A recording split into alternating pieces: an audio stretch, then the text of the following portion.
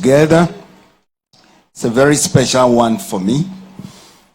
But before I begin, may I ask you to help me observe a minute's silence in honor of one of yourselves, a member of the media whom we lost about 2 weeks ago. He was buried last weekend, Mr. Elom Desewu. I'm sure some of you know him. Elom has been a very active media person for many, many years since I knew him. He took particular interest in the work of the Bank of Ghana. And it is regrettable that he has had to leave early. So may we observe just a minute's silence? A minute's silence, please.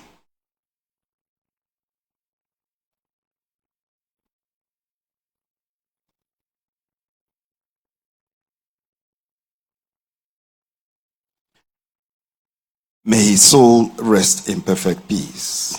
Thank you. So, distinguished members of the media here gathered, colleagues from the Bank of Ghana, ladies and gentlemen, good afternoon to you all. And let me begin by wishing you a happy, happy New Year. This annual engagement with the media has become an important tradition for the Bank of Ghana. It offers an opportunity not only to reflect on the year that has just ended, but also to situate our work within the broader national conversation.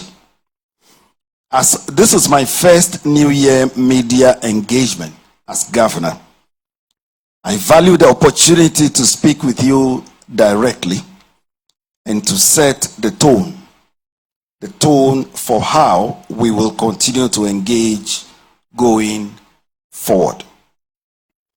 Now, let me be frank. The year 2025 was not an easy one. It required difficult judgments. It required careful sequencing of policy actions, and it required sustained discipline across institutions. 2025 was a year of adjustment. Adjustment for the economy, for markets, and for households. And indeed, there were many of these. We've had to pass some new laws. We have amended some. We had to introduce new guidelines for the markets. We have broadened the frontiers for financial intermediation, all within 1 year. So through it all, the media, that is yourselves, you've played an essential role in helping Ghanaians to understand what was happening and why certain difficult choices were being made and what those choices were intended to achieve. And for playing that role throughout last year, I say thank you. Now, on the role of the media in a period of adjustment, Dr. Zakaria has spoken at length on these, but permit me to just run through a few points. A free, independent, and responsible media is a cornerstone of democratic governance. In the context of a central bank, your role is particularly important. Monetary and financial policy decisions are often complex. And yes, they are complex. Their effects are often indirect, and their benefits are rarely immediate, what we call policy lags.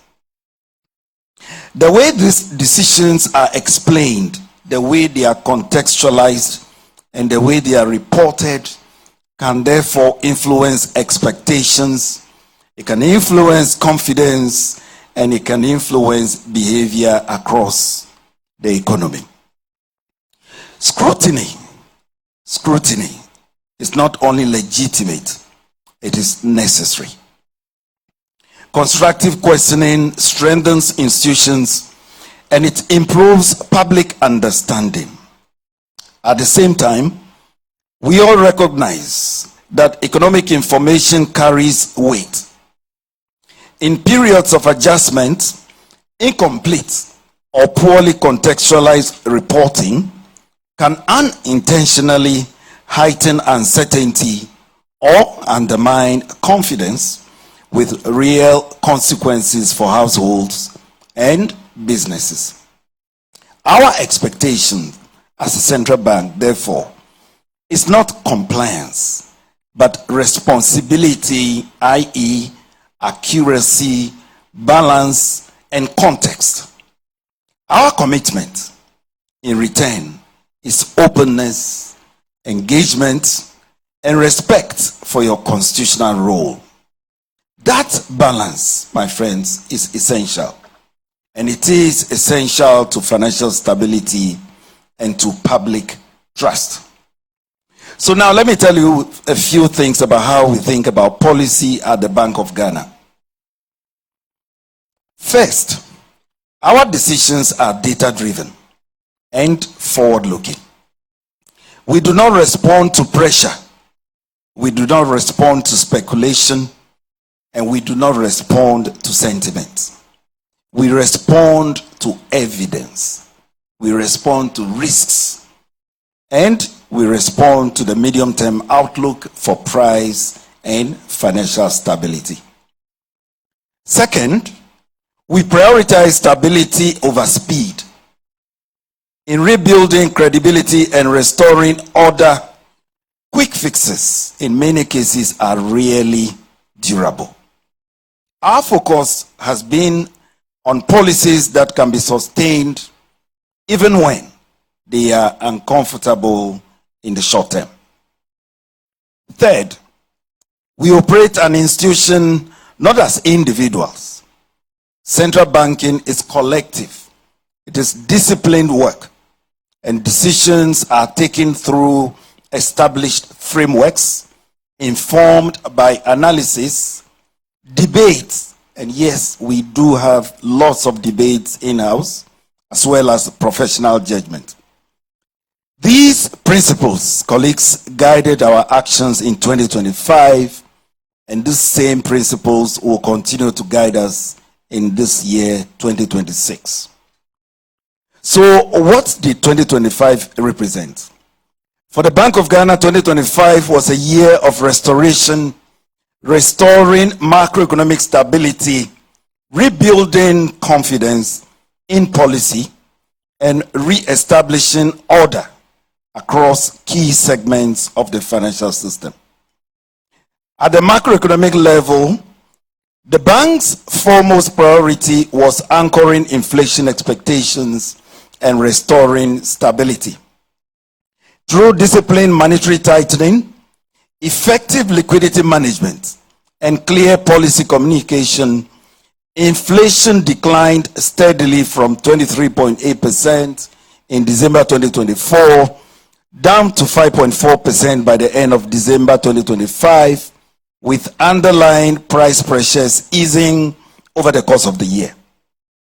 These outcomes reflected consistency in policy execution and a deliberate focus on restoring credibility to the monetary policy framework.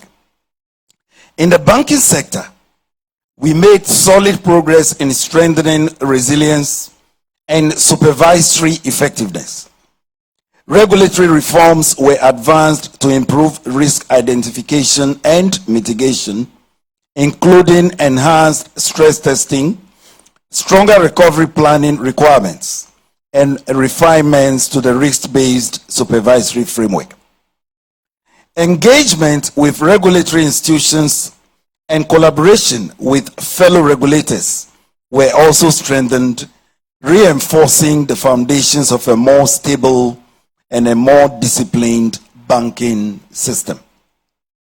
Progress was also made in capital market development, particularly in advancing discussions around bank listings, and working with market regulators and stakeholders. The bank supported efforts to encourage greater use of public markets as a means of strengthening governance, transparency, and market discipline within the financial sector.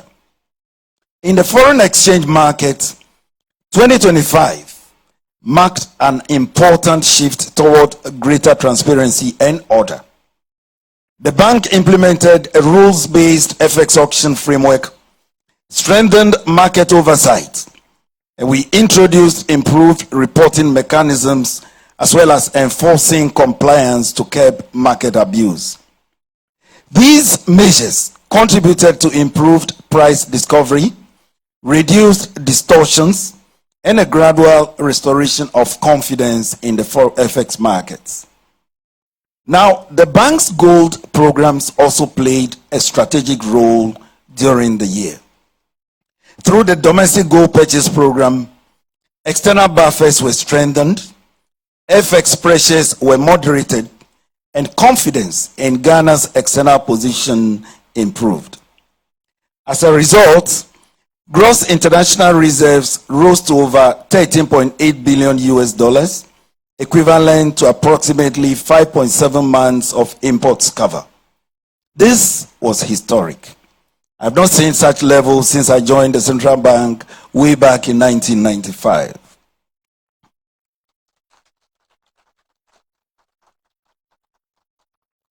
Now, while these programs involved costs, they delivered tangible stability benefits and should be understood as strategic interventions that were undertaken in support of macroeconomic and external resilience. On the legislative front, significant institutional reforms were secured. Parliament passed the Bank of Ghana Amendment Bill 2025, strengthening central bank independence, enhancing accountability, and reinforcing safeguards around central bank financing of government. And that piece of new legislation is an important one. If we had that in 2022, maybe, just maybe, we wouldn't have had haircuts. We would have been compelled probably to seek help from the IMF more timely. And today the result would have been different. And so with those amendments, we believe that we are better positioned going forward. These reforms represent an important step in aligning Ghana's central banking framework with international best practice. In payments and digital finance also, notable progress was recorded in strengthening infrastructure and system resilience. Through GIPS, GIPS, by the way, is one of our subsidiaries.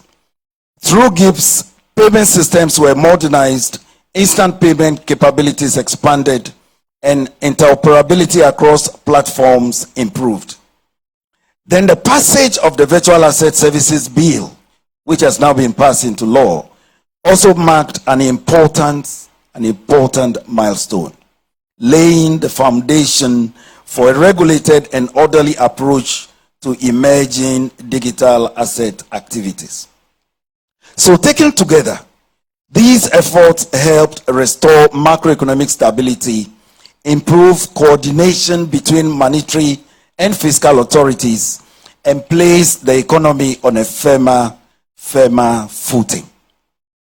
The gains were hard-won and achieved through discipline, restraint, and institutional effort.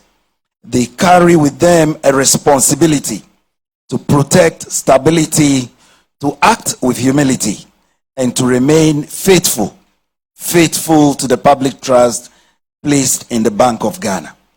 So what is the direction of travel for 2026?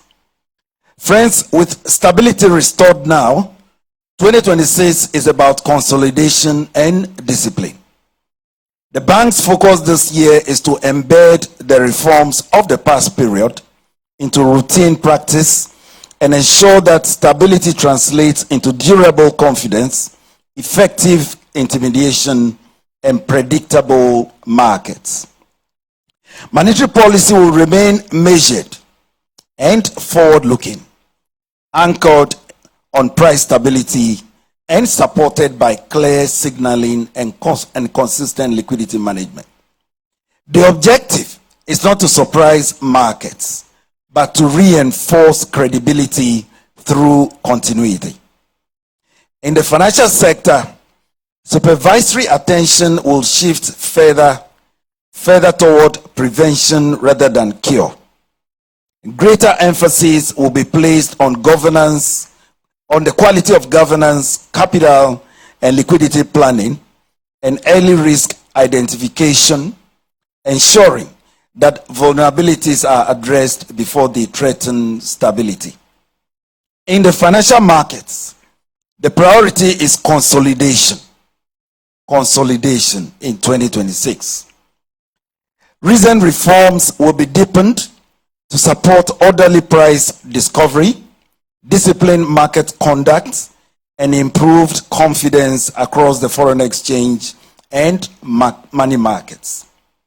In payments and digital finance, attention will focus on resilience and safeguards as usage continues to expand.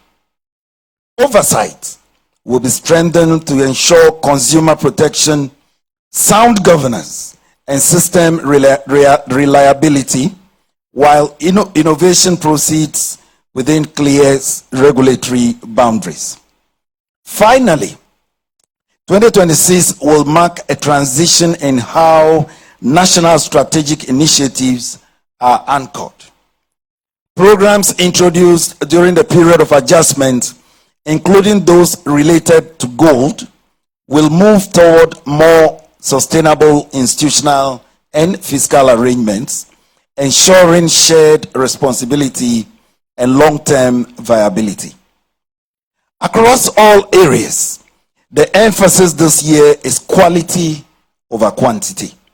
Strong institutions, disciplined markets, and policies that endure. My friends, it is important to remember that behind every policy decision are real people.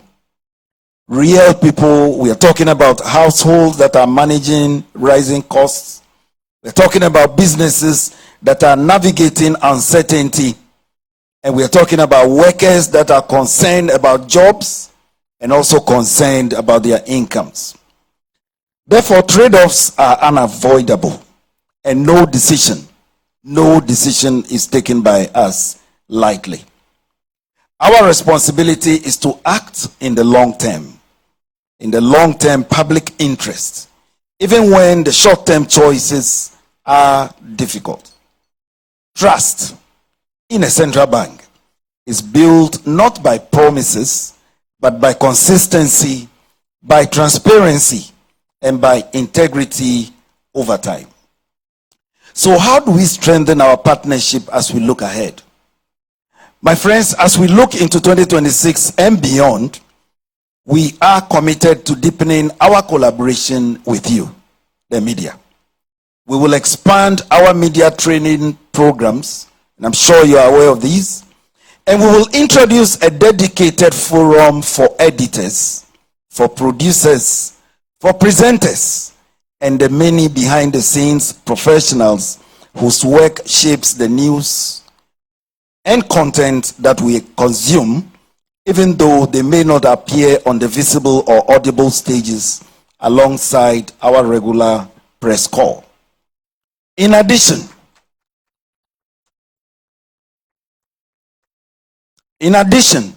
we will launch an internal recognition initiative. We are calling it the Governor's Economic and Financial Story of the Year. This is to encourage accurate and insightful reporting on economic matters and Bank of Ghana stories throughout the year. And this initiative aims to inspire creativity and innovation in storytelling across both print and digital platforms. I want to encourage all of you to take up this challenge, and may the best media house emerge victorious. The winning journalist, let me remind you, the winning journalist will be sponsored to attend the IMF World Bank meetings.